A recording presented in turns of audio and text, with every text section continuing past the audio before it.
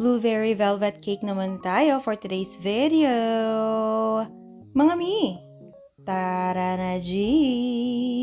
Ito yung entry cake natin sa ating Kapampangan Cake Festival 2025 at recipe na tayo agad-agad. 2 cups cake flour ng Pilmico flour. Syempre, palaging premium quality ang harina na gamit natin kaya hindi natin papakawalan ang Pilmico. 2 teaspoon ng baking soda and then 2 teaspoon ng baking powder. Isif nyo lang sila. And then, 2 cups ng washed sugar, pwede rin white sugar. Pero ako mas prefer ko yung washed sugar kasi mas moist siya para sa akin at hindi siya super duper tamis. Next is 4 pieces ng large eggs. And then, 1 cup ng full cream milk. Jersey ang gamit natin dyan. 1 cup ng oil. And then, 1 teaspoon ng vanilla essence. Mix lang natin sila ng dahan-dahan hanggang sa mag-incorporate ang lahat ng ating ingredients. Huwag natin siyang i-overmix mga mima ko. And then, maglagay lang tayo ng 1/4 cup ng water. And then, pinaka-last is 1 teaspoon ng white vinegar. And then, mix nyo lang yan. Gabi na to nang ginawa namin yung cake dahil nga sobrang busy araw-araw. Kulayan natin yung cake natin. Gumamit tayo ng Neko Liquid Food Color Gel na color blue dahil nga blue velvet ang pinaka-cake natin. Dagdagan nyo lang siya kung gusto nyo mas darken ang color niya. Syempre, hindi mawawala ang blueberry jam ng DLA na kung mga mima ko. Napakasarap nito kahit na pagpapak nyo siya ng ganun lang.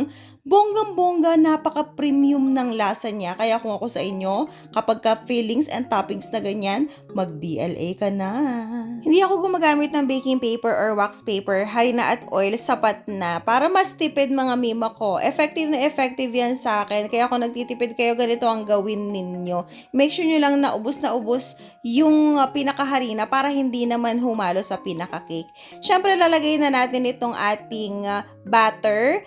8 inches yung pan natin, so yung recipe natin, pang 8x4 yan, mga mima ko. At para mas lalong maging presentable at sumarap ang ating cake, nagdagdag ulit tayo ng DLA blueberry, tapos in-swirl-swirl lang natin, para mas maganda siyang tingnan.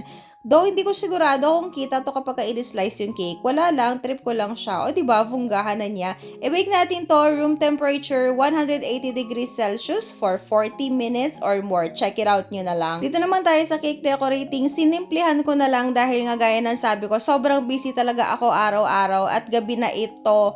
Nung ginagawa namin ng anak ko yung mga cakes namin, katabi ko siya ng mga time na hen actually. So, ayan, naglagay pa rin tayo ng DLA filling dito sa may gitna. Pero naglagay tayo ng ACC whipping cream sa palibot ng cake natin. Naku, napakasarap na itong cake neto. Paano ba naman? Powered ba naman ng premium ingredients? Hindi ka ba naman masasarapan dyan?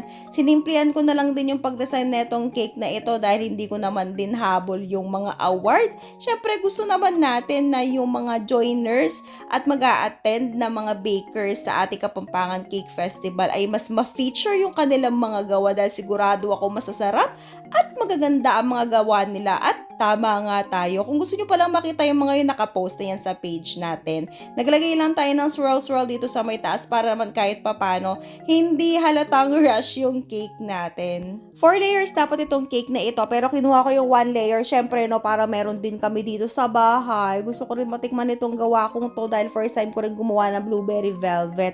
Ayun lang naman mga mima ko, sana yung mga nakakuha nitong slice cake na sarapan kahit papano. Lagi yung i-share yung mga videos natin mga mima ko ha. Naku, sa susunod mamibigay ulit tayo ng loot bags. And that's it for today. See you on our next video. Bye!